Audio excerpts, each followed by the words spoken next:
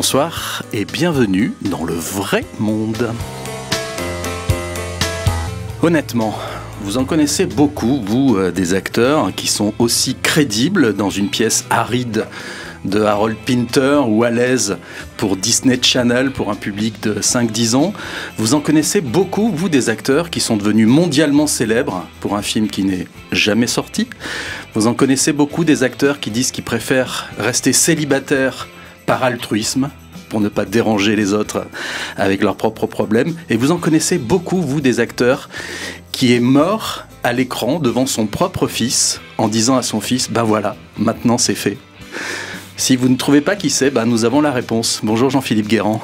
Bonjour Pierre. Comment allez-vous ? Très bien. Vous êtes journaliste au film français, à l'avant-scène cinéma. Vous avez publié plusieurs livres sur des personnalités comme Woody Allen, Jacques Tati ou Bernard Blier. Et vous animez aussi le blog Persona Grata. Et vous avez écrit ce livre exceptionnel sur Jean Rochefort. Pourquoi ?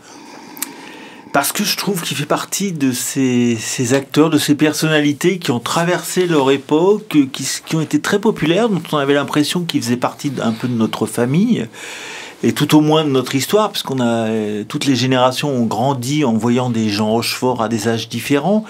Et en fait, c'était quelqu'un qui se cachait aussi, dont on ne savait pas grand-chose en dehors de ça, sinon qu'il aimait les chevaux et qu'il n'était pas extrêmement porté sur les mondanités. Alors dans votre livre, des fois on se demande comment vous avez fait pour y être. C'est comme quand on nous raconte des histoires sur des champs de bataille, on a l'impression parfois que vous étiez là, sous le lit, ou dans la pièce où des choses se disaient. Ça a dû être un travail colossal. Il y a eu des recoupements bien sûr d'articles, mais vraiment on a l'impression que vous nous racontez la bataille du rail autour d'un acteur. Alors c'est un peu une méthode que j'ai élaborée au fil des livres, qui consiste en fait à plonger, à se concentrer sur quelqu'un et à essayer de lire tout ce qui a été écrit, et ainsi que tout ce qu'a dit la personne, tout ce qu'elle a pu écrire si elle a collaborer à des ouvrages, et puis après de démêler le vrai du faux, parce que le problème c'est qu'il y a beaucoup de gens chez qui il y a des contradictions, et comment faire pour résoudre ces contradictions? La personne en question, elle va pas aimer qu'on lui soumette ces contradictions, qu'on lui dise vous avez dit à un moment donné ça, puis après vous avez dit ça se contredit, quelle est la réalité? Et donc c'est à moi en fait de la trouver, cette réalité. Dans votre livre, Jean Rochefort dit « Ma gloire, je la tire avant tout d'une victoire sur moi-même ». Est-ce que vous pouvez nous en dire plus sur ce qu'il entend par ces victoires sur lui-même? Quel genre de victoire? Alors, il y en a une, c'est un provincial. Voilà, alors oui c'est ça, c'est un provincial qui était d'un milieu plutôt bourgeois, avec un père qui était cadre supérieur, mais qui s'était élevé. C'est-à-dire que l'histoire racontait que son père avait commencé sans doute comme balayeur ou employé, et s'était retrouvé pratiquement patron d'une usine. Donc c'est quand même quelque chose de tout à fait exceptionnel, mais c'est quelque chose qui était aussi possible, je dirais, au début du XXe siècle, cette promotion sociale extraordinaire. Et lui, donc, en tant que fils d'un notable, il était évidemment désigné à devenir à son tour un notable, à être parmi l'élite. Et comédien, il n'y avait pas plus atroce pour une famille bourgeoise que d'être d'un coup un baladin, d'être quelqu'un qui faisait des choses futiles. Alors, il s'est fait lui-même. Jean Rochefort, aujourd'hui, si on prend Virginie Efira, Omar Sy ou Jean Dujardin, ce sont des gens qui se sont fabriqués, souvent même à base de jeux télé. Virginie Efira a présenté La Nouvelle Star, Omar Sy était animateur rigolo sur Canal+, maintenant ce sont des acteurs consacrés. Évidemment, à cette époque, pour Marielle, Rochefort, Belmondo, le passage obligé, c'était le théâtre. Absolument. Mais il faut dire aussi que l'époque a changé. C'est-à-dire qu'il y a des choses qui aujourd'hui sont beaucoup plus faciles et possibles qu'elles ne l'étaient à l'époque. Dans les années 50, être comédien, c'était à la fois c'était un petit peu méprisable pour certains milieux, et puis j'étais pas à l'époque de Molière où effectivement on n'enterrait pas les comédiens, mais on n'était pas très très loin de ça en fait dans l'esprit. Et donc finalement ce métier qui consistait à distraire les autres avec quelque chose de superficiel et d'atroce. Et Jean Rochefort est allé quand même très loin dans toute sa vie. Ses relations avec son père ont été gâchées par ça. Alors parlons de l'école. À l'école, il était toujours au fond de la classe et il se rangeait du côté, je le cite, des opprimés, avec beaucoup de guillemets. Et il dit dans votre livre qu'il ne comprenait même pas ce dont on lui parlait. Ben alors ça c'est amusant parce que c'est quelque chose qu'on retrouve chez beaucoup de comédiens. Il y a beaucoup de comédiens qui ont été des élèves moyens sinon médiocres et qui en fait n'ont brillé auprès de leurs camarades qu'en faisant les clowns. Et c'était le cas notamment de Bernard Blier, ça a été aussi le cas de Jean Rochefort, et donc ils se sont rattrapés, je dirais, dans la cour de récréation. Au moins ils se sont tirés avec une espèce de gloire personnelle. Alors, il se trouve que j'ai rencontré, parce qu'elle est encore vivante d'ailleurs, une camarade de classe de Jean Rochefort, qui habite aujourd'hui à Vichy, et qui était carrément assise à côté de lui en classe. Donc elle m'a raconté ce que c'était que d'être à l'école primaire, assise à côté de Jean, qui était un garçon qui, elle, l'a fasciné. Il n'y a jamais rien eu entre eux, mais elle était fascinée. Et elle est restée fascinée. Et aujourd'hui, c'est une dame qui a, je pense, plus de 90 ans et qui reste complètement... c'est resté à vie. Elle est marquée par ça. Alors, puisqu'on parle de l'enfance, je vais vous proposer un petit rituel qu'on propose à tous nos invités, Jean-Philippe Guérand. Est-ce que vous pouvez fermer les yeux ? Est-ce que vous pouvez nous décrire la chambre d'enfant dans laquelle vous avez grandi, en essayant de nous détailler fenêtres, lits, posters? Absolument. Mais écoutez, je garde les yeux fermés, donc. Ah oui, sinon il y a une amende. D'accord. Eh bien, écoutez, il y avait un lit qui était dans une sorte d'encoignure. Donc face à moi, il y avait un dessin très impressionnant que m'avait offert quand j'étais petit. C'était une affiche en fait du début du XXe siècle que m'avait offert ma grand-mère qui était antiquaire et qui représentait je sais pas, c'était une espèce d'orchestre de militaires, et ça se situait à mon avis entre la guerre de 70 et la guerre de 14. Et donc j'ai grandi avec cette image devant les yeux. Et puis à l'autre bout de ma chambre, donc il y avait une fenêtre, une petite fenêtre. Et sur le côté droit, vu du lit, il y avait en revanche une porte-fenêtre qui me permettait de monter sur le balcon et de regarder le jardin, parce que j'avais la chance d'habiter dans une maison qui avait un petit jardin, et donc ça me passionnait, quoi. Vous pouvez réouvrir les yeux.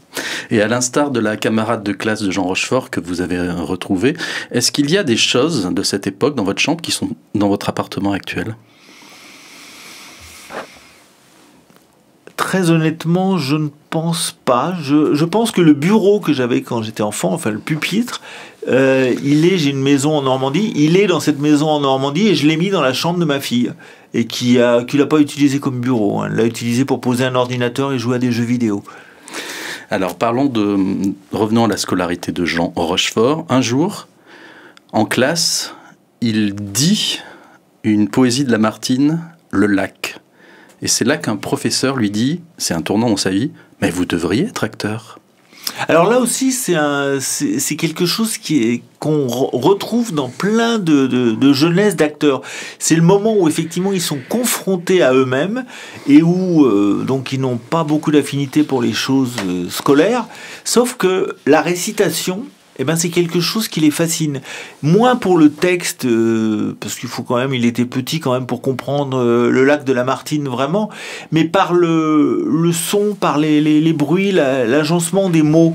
Et il y a une fascination, et puis à un moment, en plus, c'est souvent des gens timides, et c'est une façon pour eux de s'exprimer devant une audience, c'est-à-dire leurs camarades, et d'avoir peut-être ce qui sera un tout petit premier moment de gloire.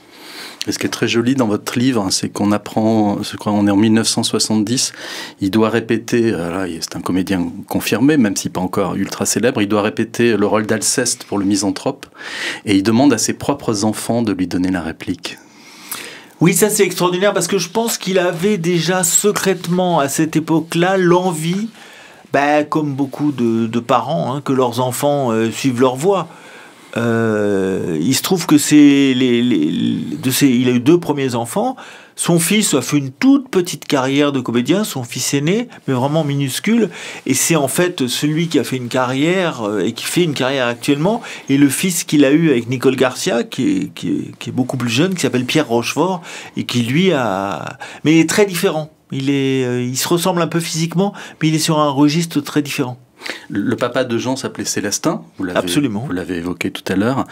Et Jean Rochefort dit « Quand je pense à mon père avec tendresse, c'est toujours pour le souvenir des moments où il m'a interdit des choses. Ce sont ces moments-là qui me font venir les larmes aux yeux. » Et il dit qu'il s'est inspiré malgré tout de son père pour son rôle dans Cible émouvante de Pierre Salvadori. Oui, parce je pense qu'il y a c'est d'ailleurs assez touchant parce qu'en fait, quand on connaît les relations qu'il a entretenues avec son père, qui ont été exécrables. Hein. C'est-à-dire que son père est quasiment jamais venu le voir sur scène. Une fois, il est venu et il a été obligé, en allant le voir à la fin, de lui dire que c'était bien. Mais on sent, quand il le raconte, à quel point son père avait pris sur lui pour dire ça. C'était même pas, c'était pas une révélation. Il n'était pas en larmes, il n'était pas bouleversé par le talent de son fils.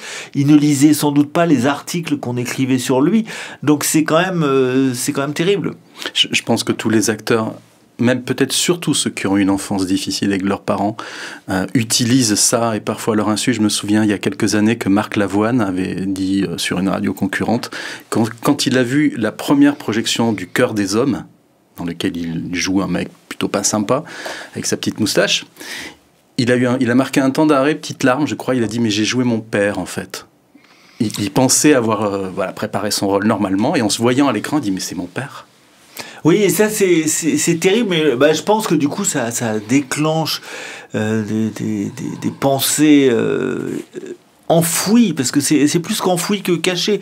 C'est-à-dire que c'est vraiment des choses qu'il a pas souhaité mettre en avant. Et d'ailleurs, comme vous dites, il a joué peu de rôles de père qui correspondait au père qu'il a été, parce que lui a été un père en plus très particulier et très à la fois on a l'impression qu'il est proche mais qu'il était en fait très distant. Moi, la première fois que j'ai contacté Pierre Rochefort pour mon livre, à l'époque il n'avait jamais joué et il ne connaissait quasiment pas son père. Quand je lui ai demandé de m'en parler, il me dit « Je suis désolé de vous dire que je le connais quasiment pas. J'ai quelques souvenirs d'enfance quand on me faisait y aller un week-end sur 2, le schéma traditionnel, mais il dit « Je serais bien normal de raconter quoi que ce soit sur lui. » Parce que lui, il était intéressé par ses chevaux et son métier de comédien. Et en fait, ce fils qu'il avait eu, dont en plus il n'avait pas vécu avec sa mère quasiment, c'était compliqué. Parce qu'il faut savoir que Nicole Garcia était horripilée par la campagne. Et donc, Jean Rochefort a toute sa vie souhaité vivre à la campagne, sauf à la fin où il était obligé de se replier à Paris, ce qui était contraire à sa nature. Et donc il s'est retrouvé finalement père de ce fils, mais ne vivant avec sa mère que de façon épisodique et pas à demeure. Ce qui est très beau, c'est que dans votre livre, on apprend qu'il avait plus de 60 ans, je crois, quand il a eu sa dernière fille. Et donc il disait, je suis devenu père à un moment... J'avais l'air d'un grand-père alors que j'étais père, on me regardait un peu bizarrement. Et il a dit qu'il a fait cet enfant par instinct. Je trouve ça très beau. Pas par égoïsme, par instinct. Il sentait que c'était peut-être entre le pour et le contre, le pour devait l'emporter.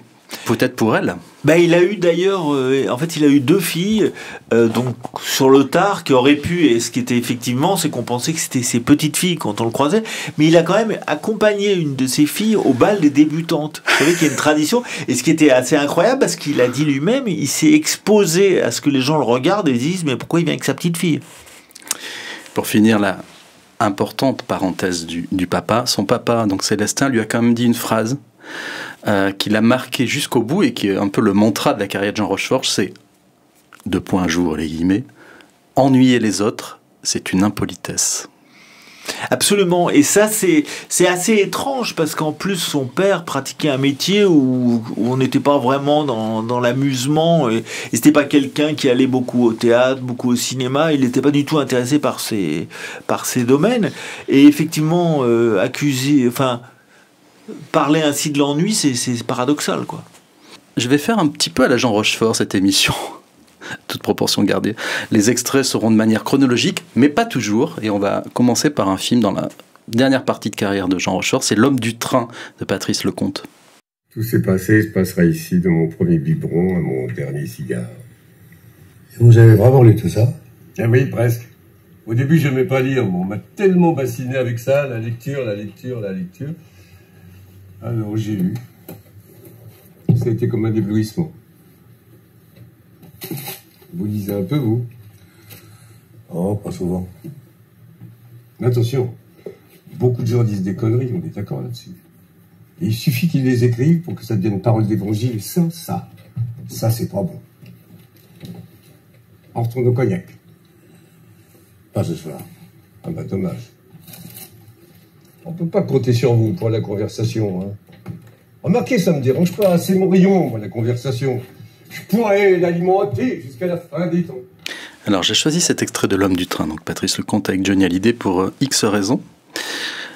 D'abord, alors on va dire, pour l'anecdote, Jean Rochefort aimait beaucoup la musique, et on apprend dans votre livre qu'il a fait des petites apparitions. Il a chanté Félicie aussi avec Vincent Delerme à l'Olympia, il a participé à un hommage à Bobby Lapointe. Vous avez d'autres exemples de ces passerelles avec la musique ? Pas précisément, mais je pense que ça faisait partie. Il y avait un corpus à l'époque des artistes, c'est-à-dire que jouer, chanter, tout ça c'était très lié. Alors dans le cas de Vincent Delerme, c'est parce c'est une facette particulière de Jean Rochefort, c'est qu'il a été très tourné vers des gens jeunes en qui il croyait. Et qu'il a vraiment soutenu. Vincent Delerme en fait partie, Guillaume Canet en fait partie. C'est des gens à qui il a essayé de transmettre. C'est-à-dire, il a essayé de les aider. Il avait une vraie mentalité de passeur pour ça. Et donc le fait que certains soient acteurs, d'autres musiciens, ça l'intéressait parce que finalement pour lui c'était le même métier. Mmh. D'ailleurs, à propos du coup de pouce dont vous parlez, des encouragements, moi j'ai appris dans votre livre, Jean-Philippe Guérand, qu'il avait beaucoup insisté quand il était membre du jury à Cannes pour que le prix d'interprétation féminine aille à Marie-Josée Croze pour Les Invasions barbares, alors qu'elle joue 40 minutes dans le film.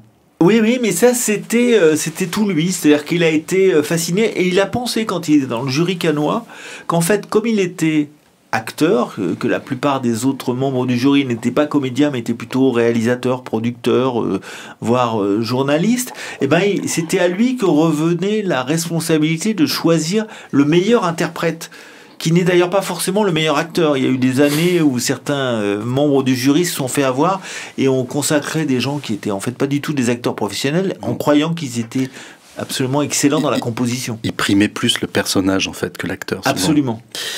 Et si j'ai choisi aussi cet extrait de L'Homme du train, c'est parce que donc le film se passe à Annonay, je crois. Oui, absolument. Et donc on voit ces deux hommes qui sont très seuls finalement. Et je pense qu'il y a peut-être aussi un autoportrait de Jean Rochefort qui était à la fois quelqu'un d'altruiste, mais qui aimait bien aussi sa chasse gardée, sa maison. C'est justement chez Rochefort, c'est l'importance de la tanière, de la maison. Il a habité plusieurs fermes en région parisienne, et parfois, je dirais pas qu'il s'y cloîtrait, mais notamment avec ses chevaux, sa femme, il était heureux quand même peut-être de ne pas être parisien. C'était un rural. Je pense que c'est quelque chose, alors pour le coup, qui venait de son enfance, effectivement, ce côté près de la terre, près des choses, et en plus, comme il était passionné de chevaux, qu'il élevait des chevaux, il était évidemment obligé de... Mais il disait qu'il lui était arrivé de dormir dans une stalle avec un de ses chevaux. Donc il y avait un côté sensuel, et puis il était en plus passionné, je dirais, par la race chevaline. C'est ce qui était très étonnant. Il s'est livré à des expériences scientifiques. Enfin, il a donné certains de ses chevaux pour faire avancer la science, quoi. On en parlera un petit peu plus tard, si vous voulez bien. C'est marrant, pour la musique, je pensais que vous alliez faire référence à la chanson qui ouvre le film de Tavernier, Les Enfants gâtés, où il chante du Jean-Roger Cossimon. Non, mais c'est pour l'anecdote, mais c'est une chanson qui est devenue culte. Oui, tout à fait. D'ailleurs, c'est assez étrange parce que, en fait, cette chanson qu'il interprète avec son ami Marielle, en fait, on a l'impression que c'est une idée incroyable de Tavernier de leur demander de faire ça, d'ailleurs, parce que Et puis il chante à l'ancienne. C'est vrai que Jean-Roger Caussimon, aujourd'hui, on pourrait trouver ça un peu démodé. Et pourtant, ça a traversé le temps. Alors parlons de Paris. Tout à l'heure on parlait du fait qu'il vienne de Bretagne, qu'il arrive à Paris. Il a 23 ans. Alors moi j'ai appris plein de choses dans votre biographie. Il admirait tellement... D'abord il a découvert Saint-Germain-des-Prés. Il côtoyait des célébrités, Prévert et autres. Et notamment je crois qu'il n'a pas osé aborder, c'est Henry Miller, l'auteur. Et il dit je l'aimais tellement que je m'habillais comme Henry Miller. Oui, alors ça c'est intéressant. Puis c'est en plus... Alors déjà, il avait des yeux de petit provincial. C'est-à-dire qu'il est venu à Paris avec un ami peintre qui était qui venait de Bretagne et tout ça, qui lui-même a fini par rebrousser chemin et à repartir en Bretagne parce qu'il s'est rendu compte que la vie parisienne n'était pas pour lui. Et parce que pour un artiste qui ne réussit pas, c'est quand même compliqué.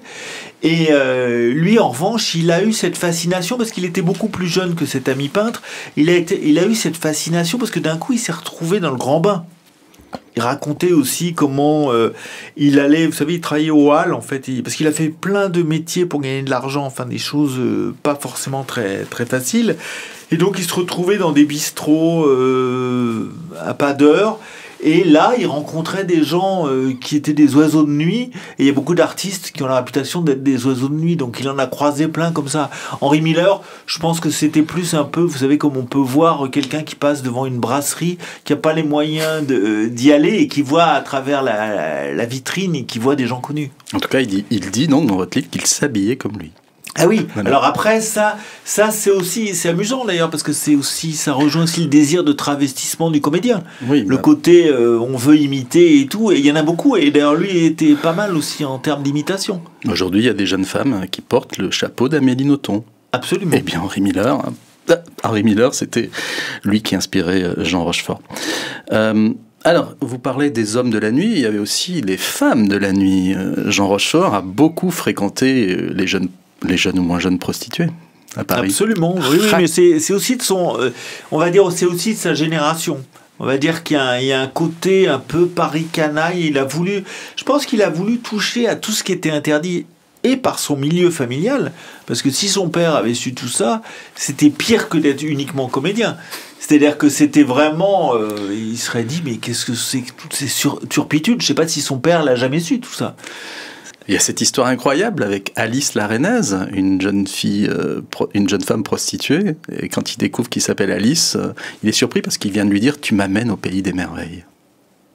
Oui, alors là, on ne sait plus où commence la légende et où s'est arrêtée la vérité. Parce que tout ça, ça ressemble, c'est tellement joli qu'en même temps, ça paraît un petit peu fantasmé, quoi.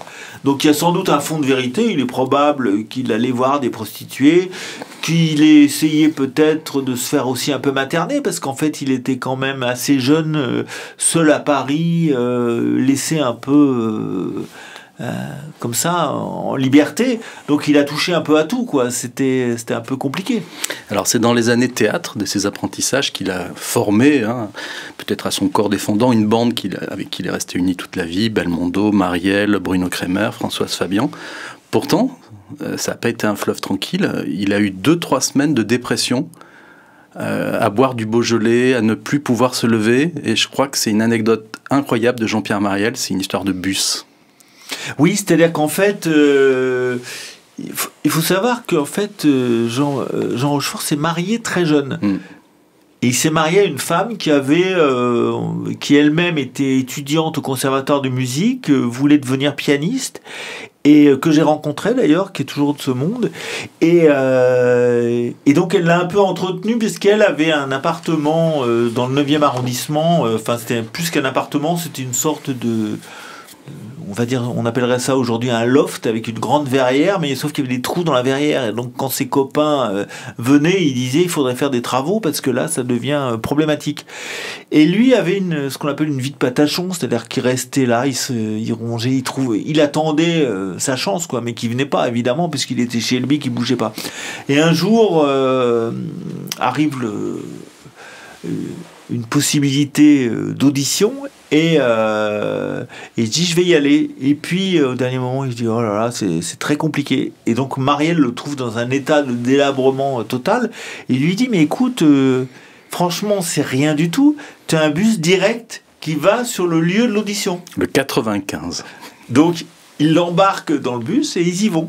Et en fait, pour la petite histoire, si la RATP n'avait pas mis en service ce bus 95, son avenir aurait sans doute été différent. Je crois qu'il existe toujours. Hein. Oui, oui, absolument. Il y a peut-être déjà... Il y a sans doute plus les auditions au même endroit, quoi. Alors, l'importance aussi de cette bande, et ça, on y pense trop peu, c'est Jean-Paul Belmondo, son ami, et on lui avait dit « Vous êtes trop laid pour faire du cinéma ». Et Jean Rochefort, se disant ni plus beau ni plus laid que Jean-Paul Belmondo, quand il a vu le succès de Belmondo, il dit alors moi aussi je peux jouer les jeunes premiers séducteurs. Alors il faut préciser quelque chose d'intéressant en fait, c'est que cette bande du conservatoire, parce que c'est son surnom officiel, donc dans laquelle il y avait également Marielle, Pierre Vernier, Michel Beaune, enfin il y avait beaucoup d'acteurs, Annie Girardot, enfin c'était vraiment une génération dorée. En fait, il ne l'a rejoint qu'en deuxième année du conservatoire, parce qu'en fait, il est entré au conservatoire, il a été complètement déçu par les gens qu'il y a croisés. Il citait notamment Georges Descrières, qui venait toujours costume, cravate et tout, et pour lui, c'était pas ça un comédien, quoi. Lui, il savait lire des textes et tout ça, mais il avait rien de fantaisiste, il avait rien, donc il s'est pas reconnu dans cette génération, donc il est parti.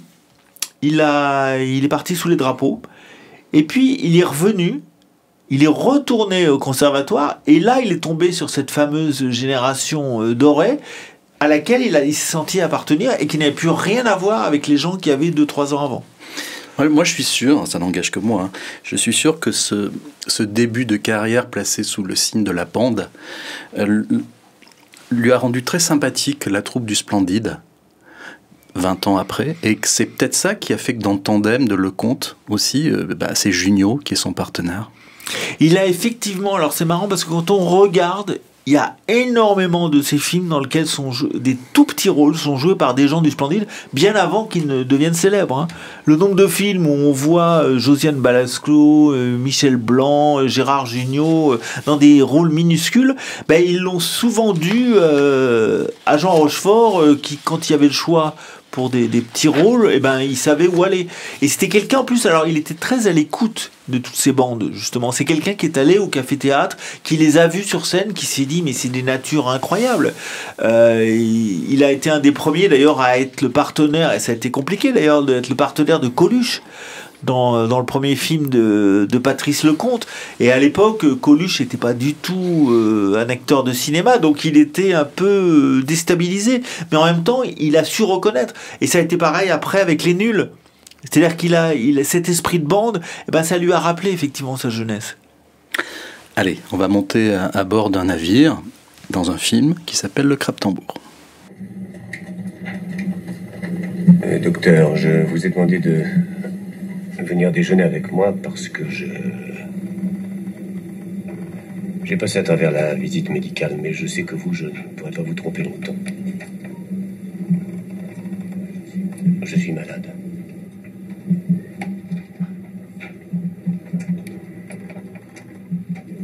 C'est mon dernier commandement. Et si ce que Wilsdorf m'a dit de vous est vrai, je sais que vous allez m'aider.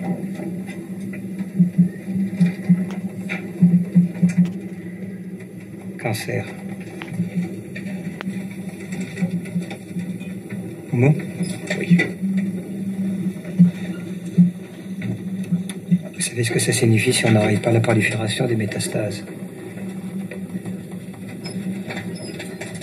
L'étouffement très éprouvant à la fin. Mais je sais tout cela. Ce que je veux, c'est commander le bateau. Nous n'avons pas à bord les médicaments nécessaires. J'ai ce qu'il faut, mon médecin de famille. Médecin de famille. Claude Rich et Jean Rochefort dans Le Crabe-Tambour de Pierre Schoendorfer. Alors toutes les carrières de comédiens sont basées très souvent en tout cas sur des paradoxes.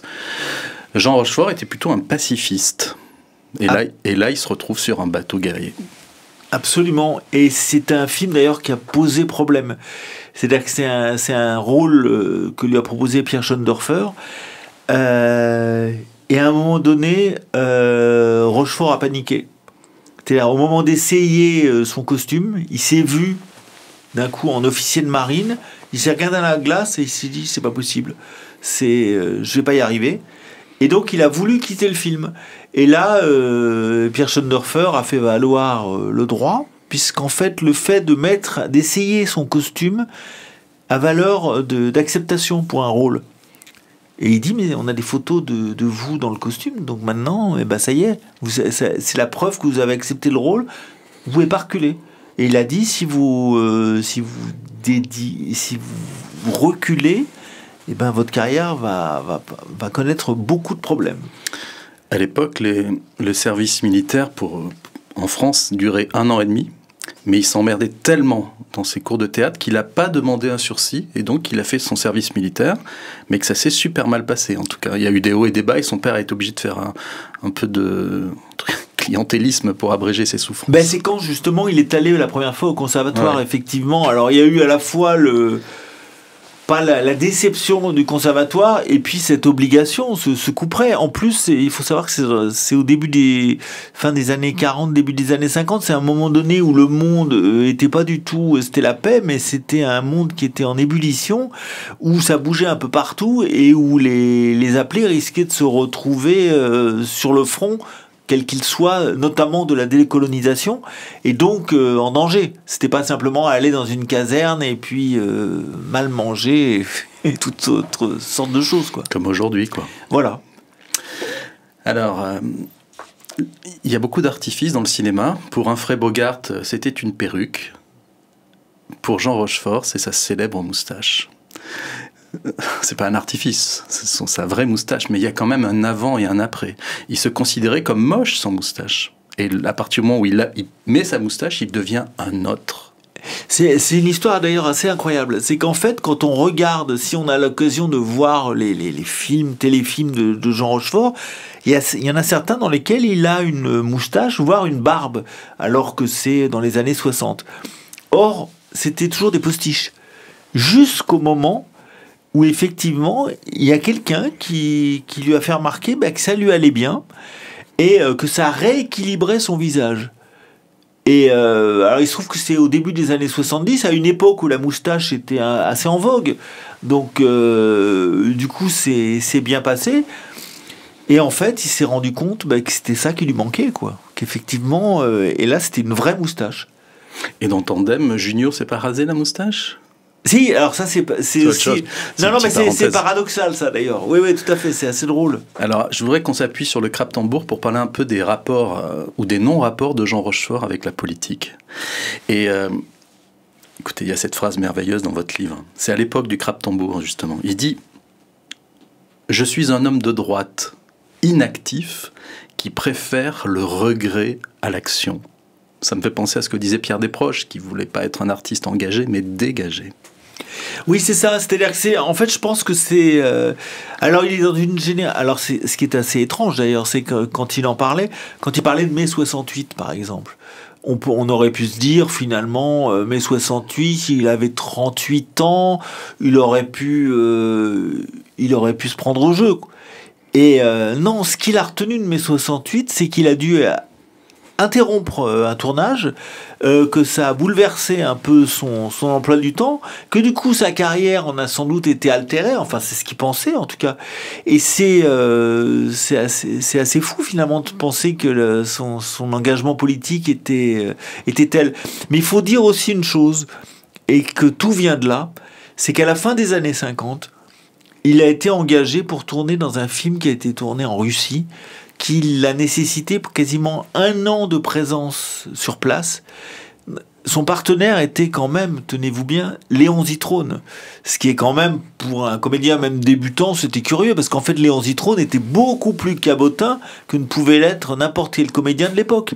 Le problème, c'est que ce tournage, c'était en fait une sorte de film de promotion pour l'URSS, l'a fait aller dans les pires endroits du RSS, dans des endroits où il a tourné par -30 et tout ça. Il a vu en plus la vie quotidienne. Il y a rencontré sa première épouse, qui elle-même était d'origine polonaise, n'était pas russe, mais il l'a rencontrée à Moscou. Donc cette expérience l'a marqué quand même, a été... et surtout... pour un film qui à l'époque, il est sorti longtemps après, a été un échec total, mais vraiment une catastrophe, quoi. Donc, et en ayant vu vivre les soviétiques de cette époque, il a été dégoûté pour toujours du communisme. Et donc ça a joué. Je ne dirais pas que c'était un homme de droite, mais que c'était un homme qui était farouchement opposé à la gauche. Et il a eu notamment, ça s'est très très mal passé. Avec Comencini. Avec Comencini et surtout avec Simone Signoret.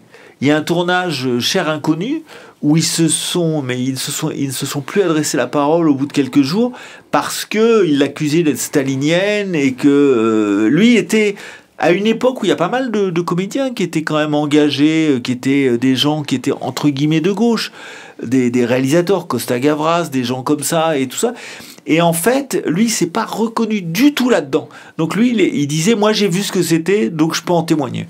Et il avait beaucoup d'humour, ça tout le monde le sait, mais un humour quand même qui est parfois proche vraiment de la métaphore et du trait vraiment psychologique. Et il dit que ce qui l'énervait beaucoup à l'époque de mai 68, c'est de voir des femmes qu'il aimait d'amour partir avec des maoïstes. Et je trouve ça super parce qu'effectivement c'était la tendance à l'époque d'être maoïste et ça l'énervait, ce détail, ce mélange de sentiments et de politique. Mais en même temps c'est aussi un constat sur son vieillissement. C'est-à-dire que donc en 68 il a 38 ans, c'est le moment donc il aborde la quarantaine, il n'est pas encore une tête d'affiche, donc il peut se dire légitimement est-ce que j'ai vraiment réussi, alors qu'à l'époque en 68 Belmondo c'était une superstar et ses copains Marielle, Noiret commençaient à être célèbres.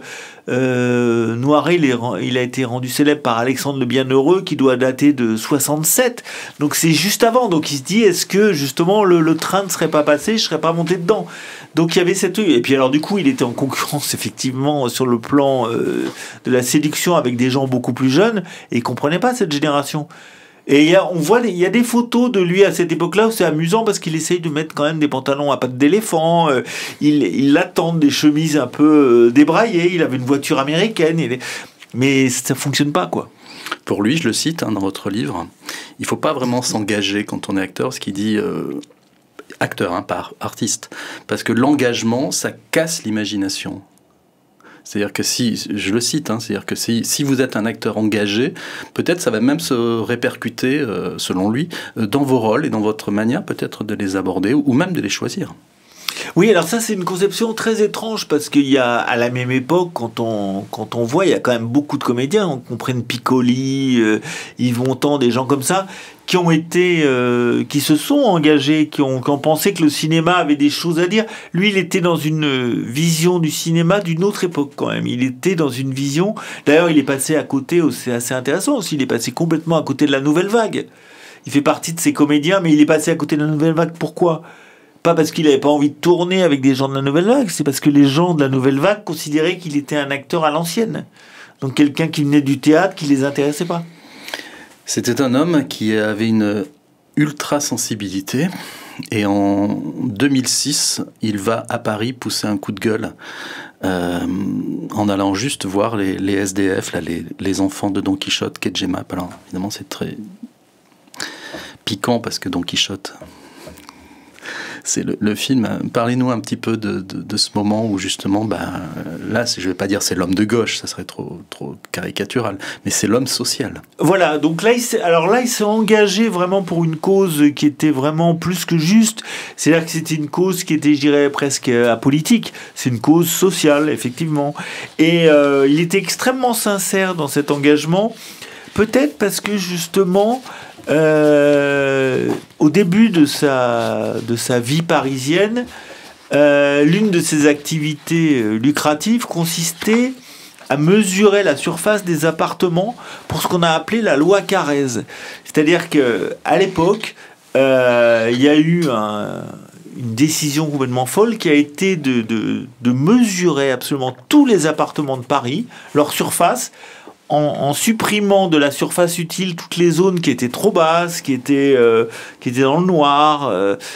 ça paraît complètement saugrenu, mais c'est tout le système d'habitat parisien a été conditionné par ça.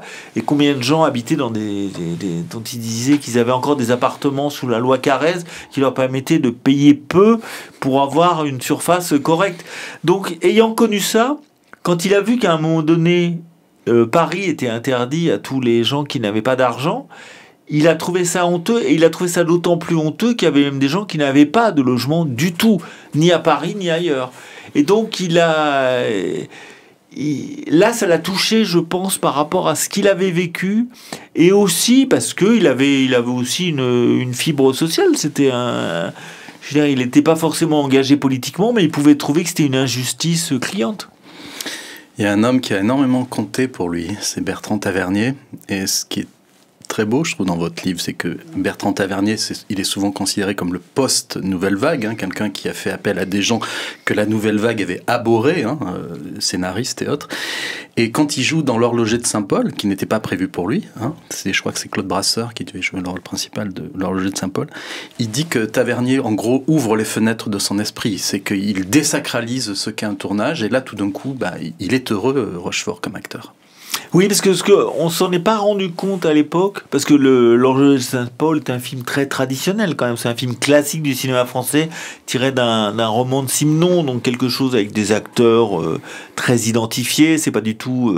il fera par la suite des expériences beaucoup plus extrêmes, mais il se rend compte que Tavernier, qui n'est pas non plus un jeune homme à l'époque, est quelqu'un qui a une autre conception de la direction d'acteur. C'est-à-dire, il ne se contente pas de donner à ses interprètes un texte et de leur dire de le jouer en disant il faut faire ci, il faut faire ça. Non, il leur laisse une liberté, et surtout, Rochefort racontait que lui, ses premiers rôles, il les a tenus, ses tout petits rôles à la fin des années 50, à une époque où les caméras étaient immenses, parce qu'elles avaient... Le problème des caméras de cinéma à l'époque, c'est qu'elles étaient très bruyantes. Et donc, il fallait les mettre dans un caisson pour pas qu'on entende le bruit du moteur de la caméra. Donc, c'était des monstres. Il raconte qu'il y a un chef opérateur, un jour, il était allongé. Moi, j'ai vu ce film qui est absolument incroyable, où il joue un petit rôle d'un interne en médecine. Et à un moment donné, il est allongé, et la caméra vient au-dessus de lui avec un chef opérateur de l'ancienne école qui quasiment était une sorte de dictateur et qui voyait hurler à côté de la caméra et tout. Donc pour lui, c'était un monstre. Et il a même qualifié de monstre préhistorique. Et donc d'un coup, Tavernier, il dit moteur, ça tourne, et puis il tourne, et puis la caméra, c'est juste un petit œil qui vous regarde, et ça devient... c'est pas grave si la prise n'est pas bonne, on en fera une autre. Mais il n'y a pas tout cette espèce de sanctification de l'objet qui filme. Le protocole disparaissait, dit-il, en parlant. Absolument, c'est ça. Des tournages de Tavernier, ce qui est super ironique, mais souvent, le cinéma, c'est des hasards. Le rôle qu'il joue dans ce film n'était pas dans le roman de Simenon. Et il a été ajouté par Tavernier, par ses scénaristes, pour ce rôle. Il y a un film qui compte beaucoup dans la carrière de Jean Rochefort, c'est Un étrange voyage d'Alain Cavalier. J'aimerais que vous nous parliez un petit peu de ce film. Alors c'est un film très particulier, parce que Alain Cavalier est lui-même un cinéaste très particulier, qui a débuté en même temps que la Nouvelle Vague au début des années 60, et puis qui a suivi son petit bonhomme de chemin, qui a commencé à faire des films de plus en plus commerciaux, et qui a vécu un drame dans sa vie puisque son épouse est décédée. Il en a fait un film, Irène. Absolument. Et son épouse qui était une comédienne qui s'appelait Irène Tunk. Et à ce moment-là, au début des années 70, il s'est lancé, je dirais, il a pris le maquis. Il est devenu un cinéaste qu'on appellerait aujourd'hui expérimental, qui en fait était en avance sur son temps. Parce que c'était quelqu'un qui n'avait plus besoin de tout le rituel du cinéma et qui essayait de trouver une liberté qui n'avait même pas été celle de la Nouvelle Vague, qui était une autre liberté, à laquelle il a accédé avec le numérique, puisqu'en fait, je dirais que la technique lui a donné raison. Et Un étrange voyage a la particularité d'être un film qui a été filmé à 3 ou 4, c'est-à-dire qu'en fait, il y avait une équipe réduite vraiment à sa plus simple expression, et puis il y avait 2 comédiens, donc Jean Rochefort et Camille de Casabianca, qui est la fille d'Alain Cavalier, et c'est l'histoire d'un père et de sa fille qui partent à la recherche d'une femme qui est tombée d'un train, qui est leur mère et épouse, et ils vont suivre en fait tout l'itinéraire qu'a suivi le train, mais à pied. Et donc c'est un film assez incroyable, puisque on a l'impression qu'il est fait en temps réel. Il est basé beaucoup sur de l'improvisation, mais il est unique. Et c'est d'autant plus intéressant que Alain Cavalier ait demandé à Jean Rochefort, donc acteur du Sérail, très installé à l'époque, puisqu'on est en 80-81, de jouer ce rôle et d'aller à l'encontre de tout ce qu'il avait toujours fait jusqu'alors.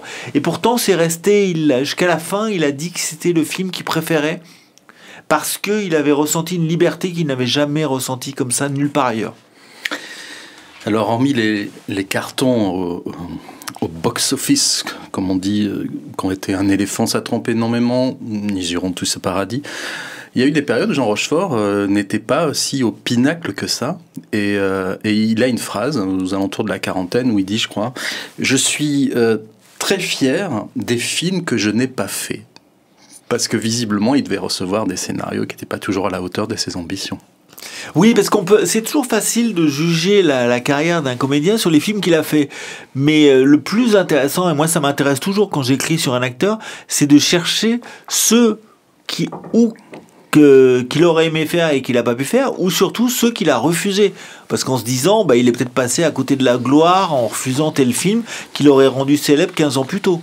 Parce que ça repose sur peu de choses finalement. Mais finalement, il a eu une carrière qui ressemble à celle de son ami Mariel. Il est devenu à la mode en se bonifiant. C'est-à-dire que c'est des acteurs, même Noiret, c'est des gens qui sont arrivés à la quarantaine et là, ils étaient prêts. C'est-à-dire qu'ils correspondaient à quelque chose. C'est pas des jeunes premiers, quoi.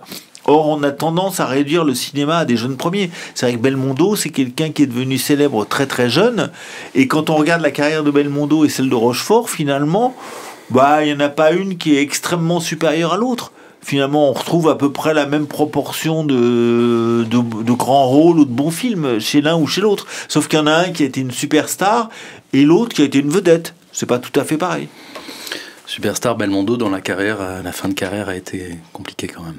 Ah, absolument, mais alors après, rentre en ligne de compte d'autres choses. Probablement pour des choix aussi. Oui. Des choix sans doute malvenus avec le recul. On va écouter un film. Je ne sais pas si on a assez insisté sur le fait que dans Le mari de la coiffeuse, Jean Rochefort jouait peut-être l'alter ego de Patrice Lecomte. En 10 ans de vie commune, nous n'avons connu qu'une seule dispute, pour un motif d'ailleurs stupide.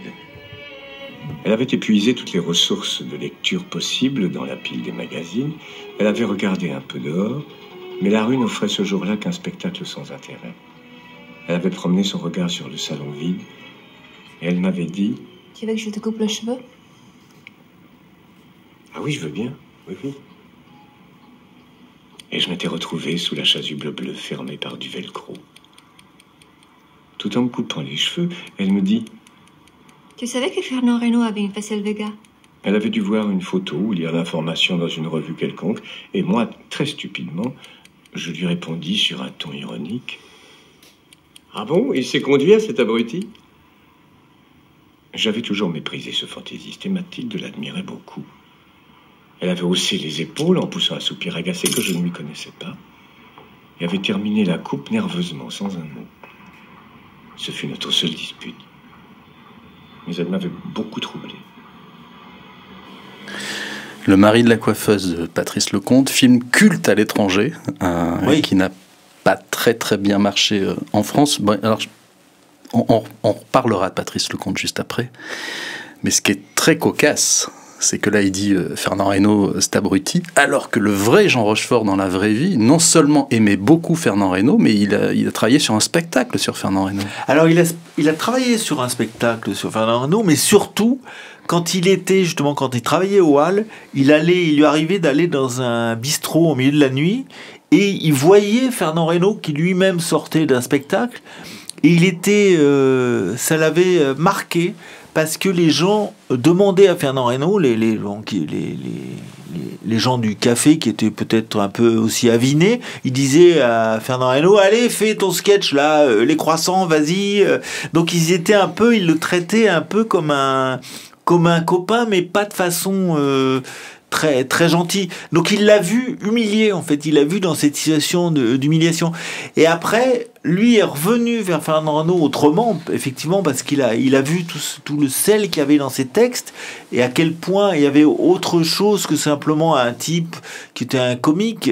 Il y avait une vraie poésie. Donc, on en déduit donc que celui qui n'aime pas Fernand Reynaud, c'est le réalisateur du film, Patrice Lecomte, qui est déjà venu 2 fois dans cette émission. Donc, probablement. Qui appréciera, je pense, l'allusion. Mais quand on voit, au début du film, Jean Rochefort danser sur de la musique arabe, du raï, les cheveux courts comme on ne les lui a jamais vus, connaissant l'obsession de Patrice Lecomte pour les cheveux courts, puisqu'il en a même fait un roman, on se dit que la frontière est hyper mince, et c'est ce qui fait sans doute la grandeur de ce film, non ? Absolument, mais de toute façon, on voit dès le début que Patrice Lecomte a mis beaucoup de lui-même, parce que la scène d'ailleurs qu'on entendait où il évoque les maillots de bain en laine de l'époque, c'est quelque chose que Patrice Lecomte a vécu enfant et qu'il a un petit peu traumatisé. Je voudrais qu'on parle des rapports de Jean Rochefort avec les femmes. Pierre Granier de Fer dit de lui, c'est dans votre livre, c'était un séducteur sournois. Oui, parce qu'effectivement, Jean Rochefort n'avait pas, c'est pas méchant de dire ça, mais c'était pas, il portait pas les stigmates du séducteur. C'était pas justement, il y avait son copain Belmondo qui lui-même ne correspondait pas à la norme en vigueur à l'époque et qui était le comble du séducteur. Il y avait dans le cinéma français, il y avait en gros Belmondo, Alain Delon, et puis les autres avaient les miettes.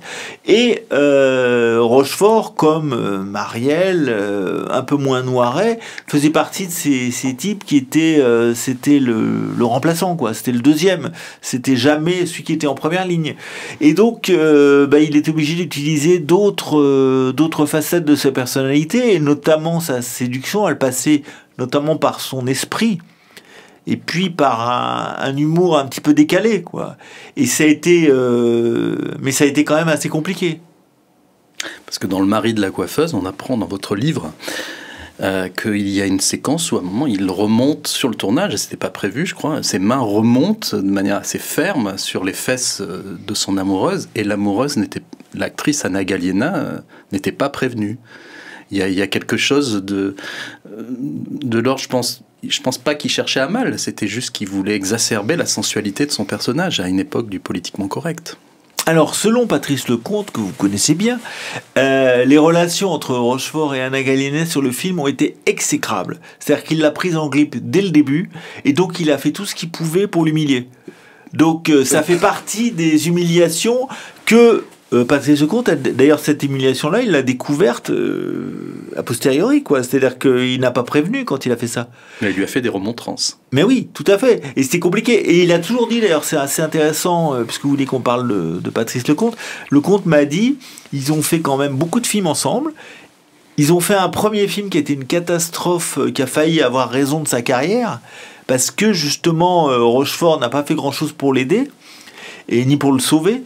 Et après, il m'a dit, on a beau avoir toujours fait des films ensemble, avoir une complicité artistique, il dit, je méfierai jusqu'à la fin de Jean Rochefort, parce que je sais qu'au dernier moment, il peut faire un coup de Trafalgar.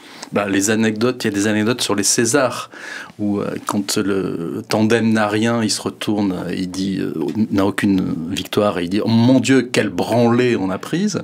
Oui, il y avait un côté quand même, de ce côté-là, il n'était pas très, très, très charitable.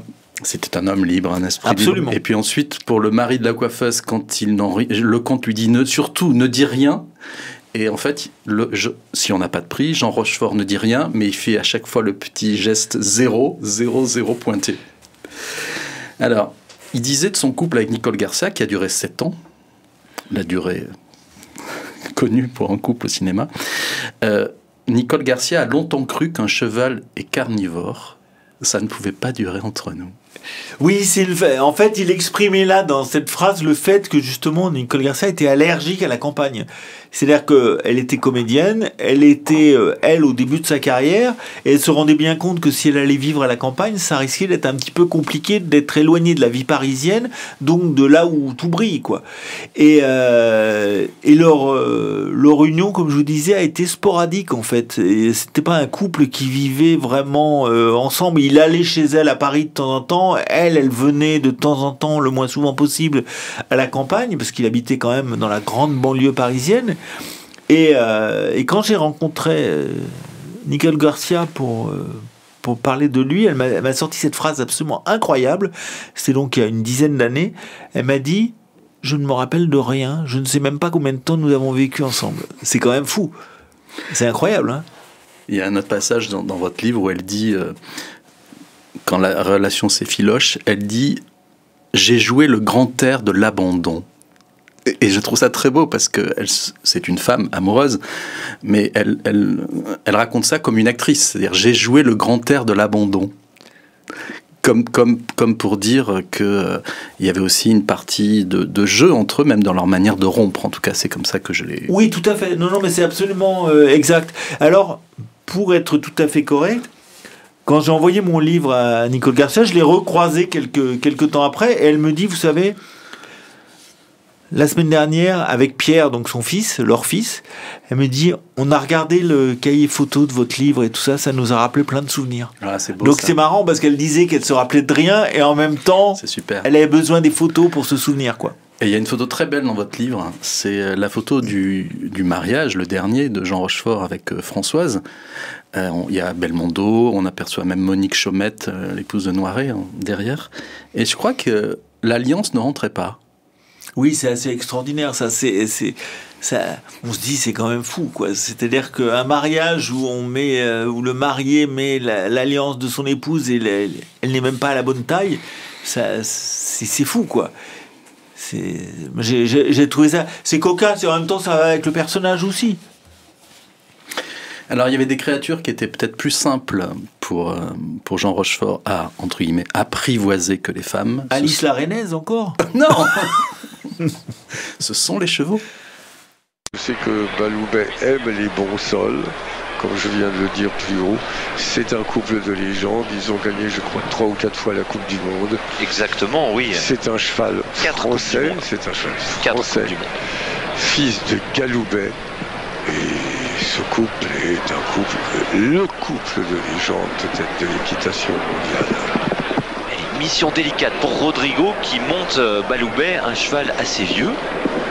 Donc Jean Rochefort, c'était un artiste un peu à l'américaine, c'est-à-dire polyactif. On n'imagine pas du tout Philippe Noiret, que j'admire autant que Rochefort, commenter ça.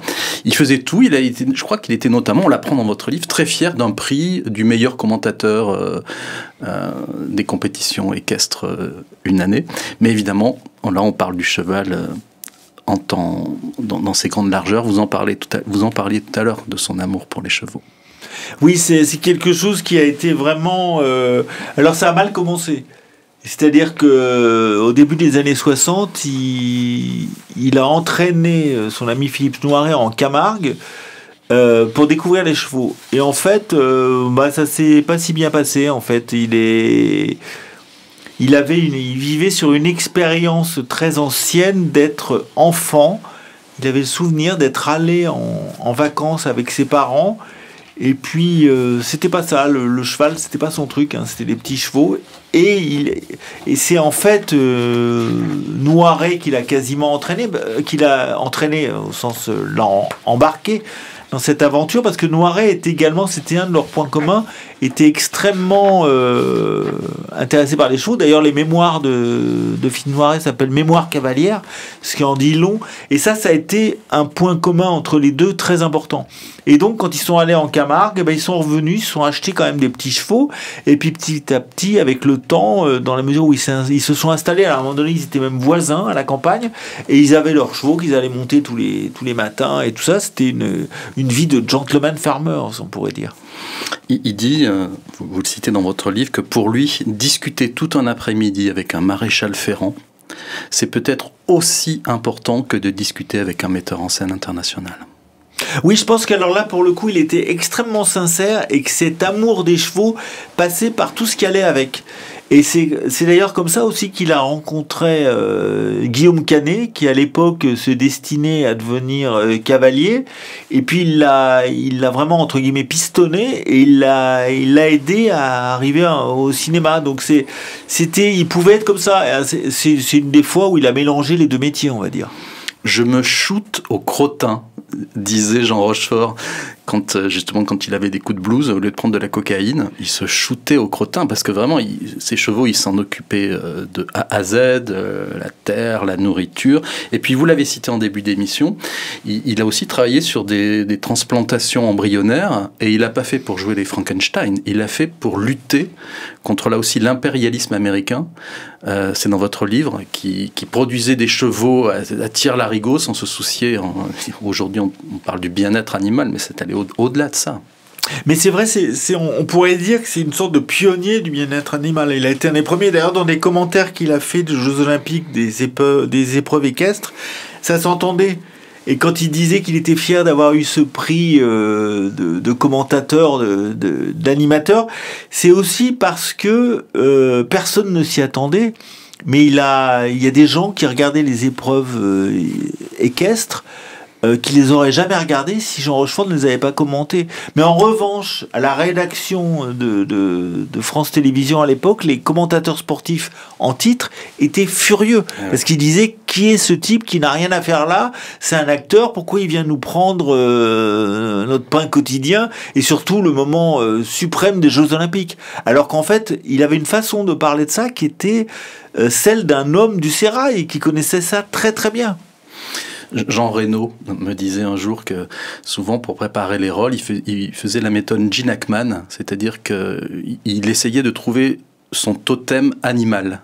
Gene Hackman, vous savez, c'était pour French Connection, je crois, c'était comparé à un ours. Et dans votre livre, j'ai trouvé une très belle phrase de Jean Rochefort où il dit que, en fait, son point commun entre lui et le cheval, c'est que le cheval est un animal qui est toujours préparé à fuir. Quand on l'approche, il peut fuir. Il n'y a pas tant d'animaux comme ça qui fuient. Et c'est un peu une métaphore de Jean Rochefort, l'homme. C'est un homme qui n'a jamais voulu être cadenassé, vraiment, dans ses réputations. Non, alors pour le coup, c'était vraiment quelqu'un d'insaisissable. C'était quelqu'un, alors en plus, faut être honnête, il avait un caractère très particulier. C'est-à-dire qu'il était un peu cyclotimique. Et j'ai le souvenir l'émission Un jour un destin devait lui consacrer une émission entière. Et là, il se trouve que c'est le moment où j'ai écrit mon livre et la réalisatrice de cette émission m'a contacté. Et elle m'a dit, on pourrait travailler un petit peu ensemble, s'entraider et tout. Elle me dit, nous, on va voir Jean Rochefort demain, donc je vous appelle après. Et puis elle va voir Jean Rochefort, elle m'appelle, elle me dit, ça s'est très bien passé, il est adorable, il est partant et tout. Le surlendemain, elle me rappelle, elle me dit, vous allez pas croire ce que je vais vous dire, Jean Rochefort nous a fait rappeler, il nous a pas rappelé lui-même, il nous a fait rappeler pour nous dire qu'il ne voulait plus jamais entendre parler de nous. Donc il pouvait être comme ça, il avait donné son accord un jour et le lendemain, il l'a retiré complètement. Mais quand l'émission a été terminée, on lui a quand même envoyé une invitation lui demandant est-ce que vous voulez venir voir l'émission et éventuellement intervenir à la fin de l'émission. Et en fait, il y est allé. Et il est intervenu à la fin de l'émission. Mais il paraît que sur le plateau, quand il a découvert les images, il a été sidéré. Parce qu'il ne s'attendait pas à ce qu'ils aient fait un tel travail. Mais vous qui êtes journaliste et qui fréquentez beaucoup de vedettes, vous ne trouvez pas que c'est mieux, finalement, ces caractères entiers, que ces gens qui sont toujours en sourire permanent, en relations publiques, et qui disent par derrière le mal qu'ils n'osent pas dire parfois frontalement? Alors, je suis d'accord, la sincérité est quelque chose de très précieux. En revanche, le fait de pouvoir changer comme ça d'avis et basculer d'un extrême à l'autre en une nuit, parce que là c'était une nuit, c'est un peu déconcertant. Je l'avais croisé dans la rue, Jean Rochefort, 2 ans avant sa disparition, dans le 7e, j'avais osé l'aborder. Et il m'avait raconté très vite qu'il était furieux du fait que sur son livre de souvenirs, Il disait qu'il avait déterré beaucoup de lièvres sur la manière dont justement les chevaux étaient traités en France, et même certaines considérations politiques, et il a dit personne n'en a jamais parlé dans les médias. Il disait j'en revenais pas, mon livre il fait 100 pages, il est pas très long, et on me parle toujours des mêmes choses sur ma carrière. Il était souvent assez en colère contre l'injustice, ou plutôt l'impréparation des choses, je sais pas. Oui, mais alors c'est là où effectivement c'est un paradoxe, parce que c'était pas vraiment ce qu'on peut appeler un acteur engagé, mais même s'il a pris fait et cause pour certains, sur certains sujets, dont les sans-abri. Mais peut-être que c'est aussi parce que lui, quand il a fait la promotion de son livre, il n'a pas insisté là-dessus. Peut-être parce qu'il répondait simplement aux questions qu'on lui posait. Dans votre livre, il dit « Derrière ma moustache, je dissimule mon hypocrisie. L'hypocrisie est non seulement nécessaire, mais bienfaisante. L'hypocrisie est non seulement nécessaire, mais bienfaisante. Elle fait partie des codes sociaux. Elle arrondit les angles. » Donc il savait, en gros aussi, quel jeu il fallait jouer, et surtout ne pas sans arrêt être dans le... Oui, on est tous heureux tout le temps. Et il connaissait les vertus de sa moustache, parce qu'à un moment donné, il n'avait pas de moustache. Donc il voyait bien la différence aussi. Alors on ne peut pas ne pas parler en fin d'émission de ce film qui n'a jamais vu le jour dans sa version initiale, donc Don Quichotte, de Terry Gilliam. Là, on a vraiment l'impression, j'allais dire, c'est une fin de règne, puisque le film parle de Don Quichotte. Mais c'est terrible ce qui est arrivé à Jean Rochefort sur ce film. C'est un effondrement, c'est-à-dire que c'est un film, alors Terry Gilliam, on connaît, qui est un réalisateur de tous les excès, qui veut adapter d'un coup Cervantes, qui choisit Johnny Depp, Vanessa Paradis, couple à la ville. À la ville, absolument, et rien ne va. C'est-à-dire qu'ils vont tourner dans un endroit qui est en fait un terrain d'exercice militaire, il y a une tornade qui détruit une partie du décor.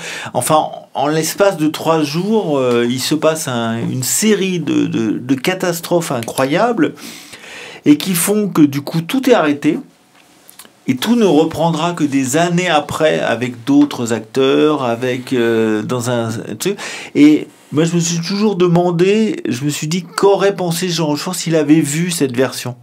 Parce qu'en plus, en revenant de ce tournage, il a été frappé d'un lumbago absolument terrible, et de quelque chose de beaucoup plus grave même, qui a fait qu'en fait, jusqu'à la fin de sa vie, après, il a été quand même diminué. Donc c'est en fait ce film qui l'a détruit.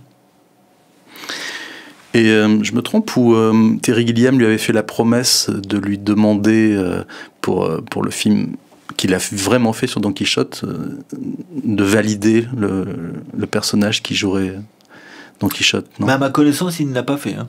Enfin, en tout cas, Jean Rochefort n'a rien validé du tout. Je voudrais qu'on parle un petit peu, avant d'écouter le dernier extrait, de ses influences, de ses inspirations de Jean Rochefort. Et dans votre livre, il dit que c'est grâce à Delphine Seyrig, donc une femme, qu'il a compris qu'un acteur d'apparence réservée peut troubler davantage qu'un comédien qui prétend se donner. Et c'est vrai que quand on pense à Jean Rochefort, on pense souvent à l'exubération, ce côté bête de scène, mais il y a quand même beaucoup de films dans lesquels il ne fait rien. Et c'est très parlant. Mais ce qui était nouveau à l'époque, parce que ça allait à l'encontre de tout ce qu'on apprenait, y compris au conservatoire. C'est-à-dire que c'était au conservatoire, on était dans le spectaculaire. L'année où il était au conservatoire et où Annie Girardot a été primée chez les comédiennes, quand on regarde les textes que passaient les comédiens, c'était des textes qui leur permettaient de s'exprimer en tant que comédien, justement. C'était rien dans la retenue. Et c'est en jouant au théâtre les premières pièces d'Harold Pinter avec Delphine Seyrig qu'il a réalisé que le jeu d'acteur, ça pouvait être le contraire, ça pouvait être tout en retenue. Et donc ça a été une expérience, je pense, déterminante à un moment où il n'était pas encore connu, notamment au cinéma, et où il aurait pu être tenté de jouer comme on jouait à l'ancienne. C'est peut-être la raison d'ailleurs pour laquelle les gens de la Nouvelle Vague l'ont pas pris, parce qu'ils voulaient des comédiens nature, ils voulaient des gens qui soient... Delphine Seyrig, elle a tourné notamment avec Truffaut, elle a un jeu d'une modernité. Alors aujourd'hui c'est amusant, parce qu'aujourd'hui il est de bon ton de la redécouvrir, on la redécouvre de façon saisissante. À la fois parce que ça a été une pionnière du féminisme, et parce qu'elle a un jeu absolument extraordinaire. Et il y a un film qui est ressorti très récemment, qui est Jeanne Dillman de Chantal Akerman. Le film du siècle. Voilà, qui a été désigné comme le film du siècle, effectivement, par des journalistes internationaux en plus, donc ce qui est étonnant. Et les gens qui n'aiment pas ce film disent, oui, en fait, c'est l'histoire d'une femme qui s'ennuie et qui épluche des patates. Sauf que la façon dont Delphine Seyrig épluche des pommes de terre, elle est inoubliable, et c'est le fruit d'un travail d'actrice extraordinaire. Rappelons que ce film a délogé Citizen Kane. Absolument. De la première place. On va écouter donc un dernier extrait, un film de Fernando Trueba, L'artiste et son modèle. Une lumière comme ça, tu peux pas l'inventer. Faut en profiter. À l'extérieur, tout bouge.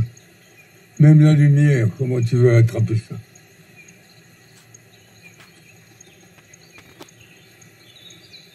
Et toutes ces feuilles, il y en a des milliards, il n'y en a pas une qui ressemble à l'autre. Tu pourrais vivre 150 vies, tu donnerais encore un aperçu. Je ne sais pas vous, Jean-Philippe Guérand, mais moi je suis très heureux que ce film existe, pour Jean Rochefort aussi. Moi je trouve que c'est un film magnifique. D'abord parce que Fernando Trueba est un grand réalisateur espagnol très méconnu. Et ensuite parce que il a une façon de filmer en noir et blanc, Jean Rochefort, qui joue le rôle d'un sculpteur, dans laquelle Rochefort justement exprime sans doute ses souvenirs de son ami peintre qui a été très important au début de sa carrière. Et je pense qu'il a un rapport à l'art qui est pas très déterminé, c'est pas fondamental, c'est pas un type qui collectionnait les œuvres d'art, mais je trouve que il a réussi à interpréter ce sculpteur de façon incroyable, quoi. C'est-à-dire qu'on y croit, on croit qu'il est effectivement que c'est un homme qui s'exprime avec ses mains. Or c'est un acteur, donc je trouve c'est intéressant d'ailleurs parce que dans le film il est quand même doublé, c'est-à-dire que c'est pas ses mains qu'on voit, donc il y a quand même cette réserve qu'a prise et ce recul qu'a pris Fernando Trueba. Mais je trouve que quand on le regarde, quand on le voit dans son comportement quotidien, il n'y a pas de doute, quoi. Il a vraiment investi son personnage. Et il y a un petit côté autoportrait aussi, c'est-à-dire qu'il arrive à la fin de sa vie. Ça m'a fait penser à Burt Lancaster dans 1900 de Bertolucci, où on le voit vieux monsieur n'arrivant plus à plaire aux jeunes femmes. Et dans votre livre, Jean Rochefort dit, puisqu'il peint donc une jeune fille, et je crois qu'il a pleuré pendant le tournage, pendant une séquence, parce que en s'approchant de cette jeune fille, très près d'ailleurs, hein, très près, il dit: je dis adieu à toutes mes copines. Sous-entendu, je dis adieu à mon passé amoureux.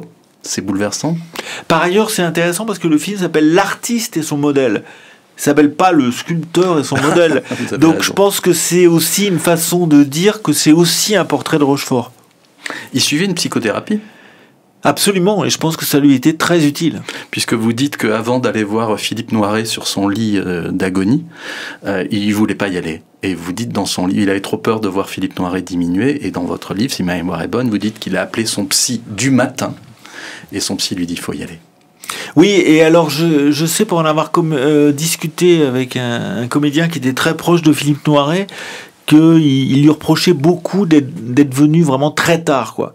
Il dit qu'il n'a pas osé être confronté à Philippe Noiret, qui était malade depuis longtemps, et parce que sans doute ça a éveillé trop de choses, et ça c'est quelque chose qu'on peut aussi respecter, bien évidemment.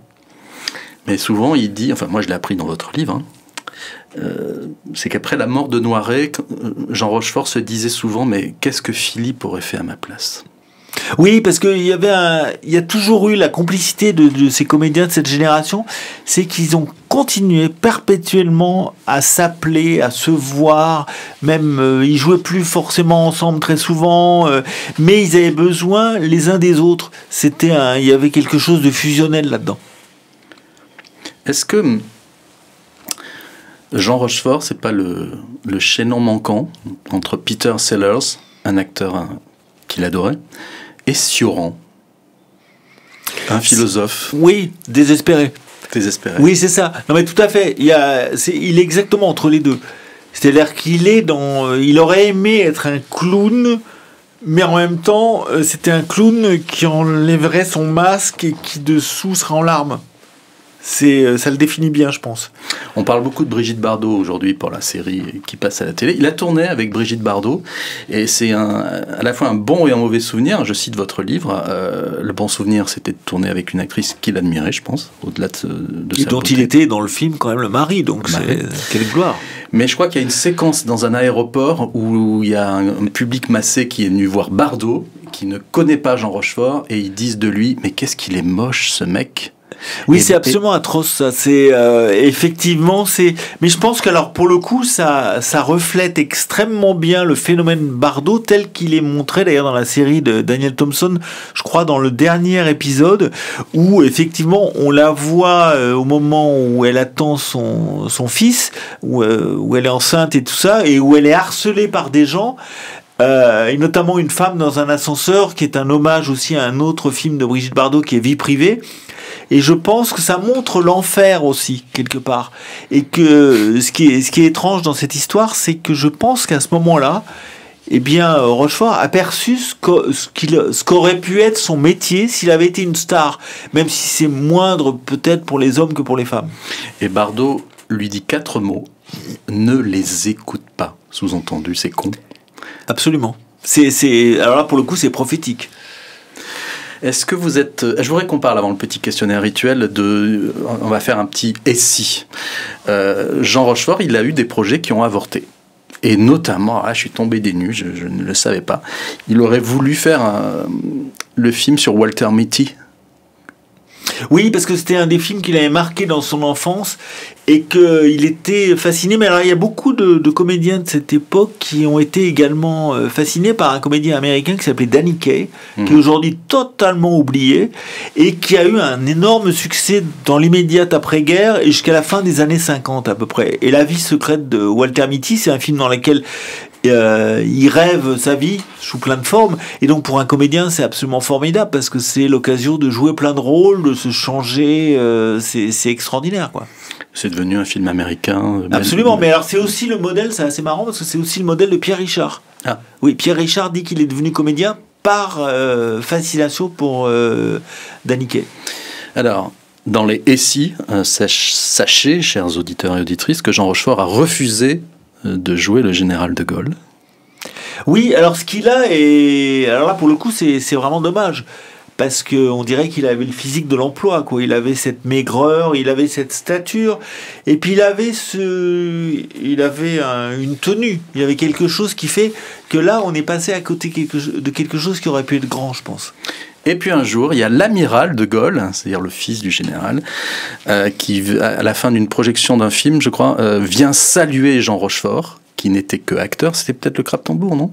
Oui, absolument. Et il snobe le frère de Rochefort, qui lui était commandant. C'est-à-dire que l'amiral de Gaulle va saluer l'acteur et pas le vrai militaire. C'est ça qui est assez extraordinaire. Oui, c'est parce que... Alors bon, je pense pas qu'il avait reconnu son père non plus, mais...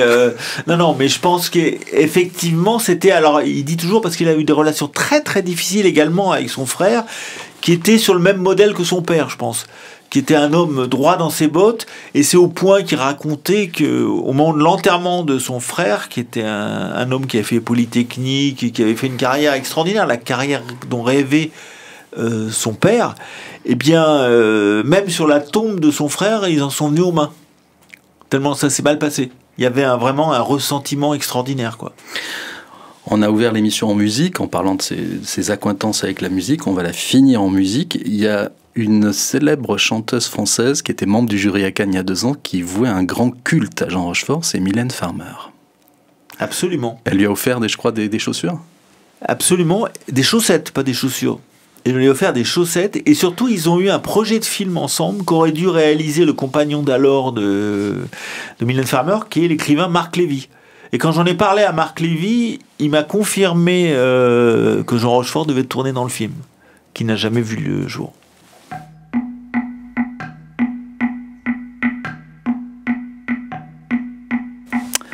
Ces petits tambours veulent dire, Jean-Philippe Guérand, que c'est l'heure du questionnaire rituel. Vous êtes prêts ? Je suis prêt. Enfin, je vais essayer. Question courte, réponse courte. Où étiez-vous le 31 décembre 1999 à 23h59 ? Eh bien, j'étais en train de dîner avec des amis qui habitaient dans le même immeuble que moi et on regardait par la fenêtre en se demandant, c'était boulevard Voltaire à Paris, et on regardait par la fenêtre en se demandant ce qui allait se passer à minuit. Et en fait, la seule chose qu'on ait remarqué, c'est que la boulangerie qui était en face de chez nous était ouverte et qu'il y avait la queue. Et la queue devant la boulangerie, elle a duré jusqu'à 4h du matin. Donc c'était assez surréaliste. C'est beau presque. Oui. C'est beau. Un de vos confrères, Michel Chion, oui, que je connais bien, oui, était à votre place il y a 10 ans. Il nous disait que lui, ce jour-là, à cette heure-là, il était devant le Génitron, vous savez, qui est devant Beaubourg et qui a décompté pendant plusieurs années les secondes qui nous séparaient. Et il disait, j'étais super déçu, il s'est rien passé. Quel est le livre que vous avez le plus offert, vous qui en avez beaucoup écrit ? Le livre que j'ai le plus offert, c'est sans aucun doute, c'est L'Attrape-cœur de Salinger.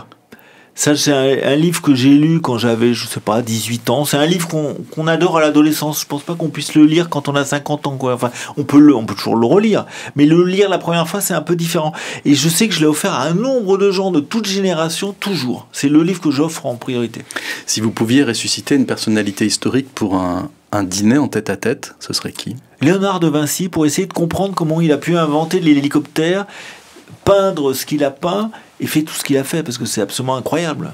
Est-ce que vous avez déjà pensé à la musique que vous voudriez que vos proches entendent lors de vos funérailles ? Oui, je pense que j'aimerais que ce soit une musique de Bernard Herrmann, le compositeur d'Hitchcock, et si je pouvais faire qu'elle soit interprétée par Glenn Gould, ça serait encore mieux. Mais il faut ressusciter Glenn Gould. Oui, Bernard Herrmann, ça serait mieux. Quelle est la dernière fois que vous êtes passé devant la maternité où vous êtes né ? Alors c'est très étrange, je n'y suis jamais passé parce que je suis né à Nice où mes parents ne sont pas restés et moi je vais à Cannes en général mais pas à Nice et donc je ne suis jamais passé devant la maternité. Est-ce que vous êtes déjà retrouvé dans un musée en vagabondant au détour d'un couloir ? Vous vous retrouvez face à une peinture, un dessin, une sculpture, et vous marquez un temps d'arrêt et vous dites mais en fait c'est moi que je suis en train de voir. Jamais. Ou alors c'était un miroir. Si demain matin, vous pouviez tout prendre avec vous, tout, votre travail, vos amours, vos animaux de compagnie, dans quelle ville demain matin à 9h vous télétransportez ? C'est une bonne question. Je pense que j'aimerais habiter à New York. C'est très banal. Imaginons que vous soyez en conflit avec quelqu'un depuis très longtemps et que vous décidez d'enterrer la hache de guerre en disant « Allez, je vais faire un geste vers lui ou vers elle. Quel est le DVD que vous envoyez par la poste pour que votre message soit clair ? »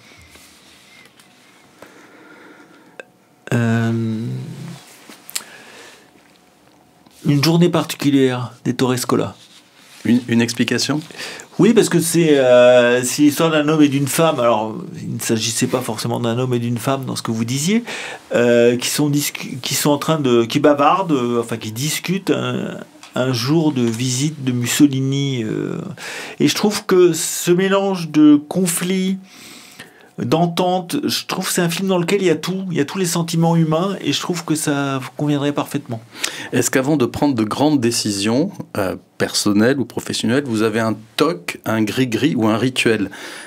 Lucie Borletot, qui est une comédienne dont le nouveau film vient de sortir, nous racontait, désolé, c'est un peu trivial, elle nous disait qu'elle se caressait les seins.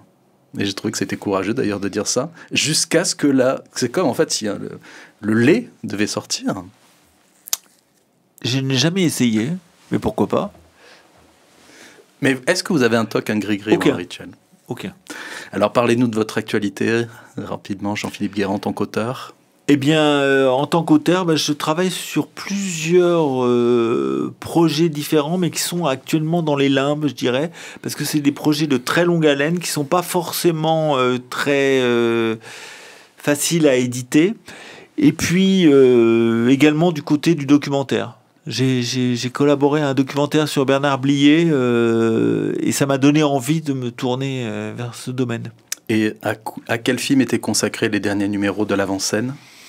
Eh bien, le dernier numéro est consacré au Faucon Maltais, c'est dans le cadre du centenaire de la Warner.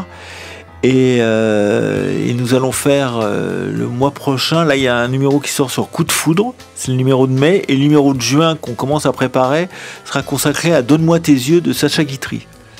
Alors, précisons que pour ceux qui ne connaissent pas ce magazine pourtant ancestral, qu'il s'agit donc d'un focus sur un film, oui, absolument, sur lequel il y a l'intégralité du scénario, parfois retravaillé, et même de toutes les versions, parce que dans Coup de foudre, il y a un nombre de versions différentes et d'alternatives absolument incroyables.